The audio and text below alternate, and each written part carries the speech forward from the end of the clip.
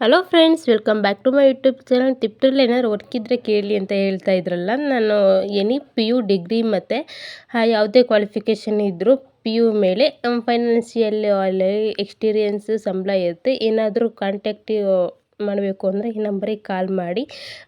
Job ಬಂದು 9:30 to 5:30. ಅಲ್ಲಿಂದ ನಾವು ಹಲಸಿನ ಮೇಳ ಅಂತ ಇಲ್ಲಿ ಗಣಪತಿ ಚೌಟ್ರಿಯಲ್ಲಿ ಹೋದ ಸ್ಯಾಟರ್ಡೆ ಸಂಡೇ ಇಟ್ಕೊಂಡಿದ್ರು. ತುಂಬ ಚೆನ್ನಾಗಿತ್ತು. ಏನೇನು ವೆರೈಟಿ ಇತ್ತು ಅಂದರೆ ಗೋಬಿ ಹಲಸಿನಹಣ್ಣಿಂದೆಲ್ಲ ಹಲಸಿನಹಣ್ಣು ಗೋಬಿ ಮಂಚೂರಿ, ಹಲಸಿನಹಣ್ಣು ಚಿಪ್ಸು, ಹಲಸಿನಹಣ್ಣು ಒಬ್ಬಟ್ಟು, ಹಲಸಿನಹಣ್ಣು ಉಪ್ಪಿನಕಾಯಿ, ವಿಧ ವಿಧವಾದ ಒಟ್ಟು 100ಕ್ಕಿಂತ ಮೇಲೆ ಇತ್ತು ವೆರೈಟಿ ಅಂತೆಲ್ಲ ಹೇಳ್ಬೋದು. ಬರೀ ಹಲಸಿನಹಣ್ಣಿಂದೆ ಇದು ಎವ್ರಿ ಇಯರ್ ಈ ಆಷಾಢದಲ್ಲಿ ಮಾಡ್ತಾರೆ. ಈಗ ನಮ್ಮ ಹಲಸಿನ ಹಪ್ಪಳ ನೋಡಿ ಎಲ್ಲ ಸ್ಟಾಲ್ ಇಟ್ಕೊಂಡಿದ್ದಾರೆ.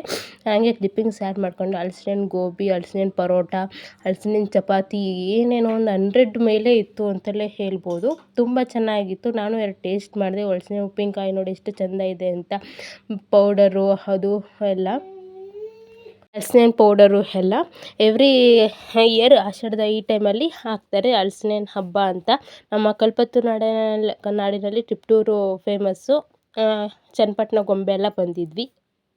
ಕಾರ್ಕಳದಲ್ಲಿ ತುಂಬ ಫೇಮಸ್ ಆಗಿರೋದು ಬಲ್ಲಾಳ್ ಕಬಾಬ್ಸ್ ಅಂತ ಯೂಟ್ಯೂಬ್ ಚಾನಲ್ ತುಂಬ ಚೆನ್ನಾಗಿ ನಮ್ಮ ಶಾಸ್ತ್ರ ಸಂಪ್ರದಾಯ ಪ್ರಕಾರ ತುಂಬ ಚೆನ್ನಾಗಿ ನಮಗೆ ಮಾಹಿತಿ ತಿಳ್ಕೊಡ್ತಾ ಇದ್ರು. ಆದರೆ ನಮ್ಮ ಬ್ಯಾಡ್ ಟೈಮ್ ಅಂತೆಲ್ಲ ಹೇಳ್ಬೋದು. ನಮ್ಮ ಯೂಟ್ಯೂಬರ್ ನಾವು ಕಳ್ಕೊಂಡಿದ್ದೀವಿ.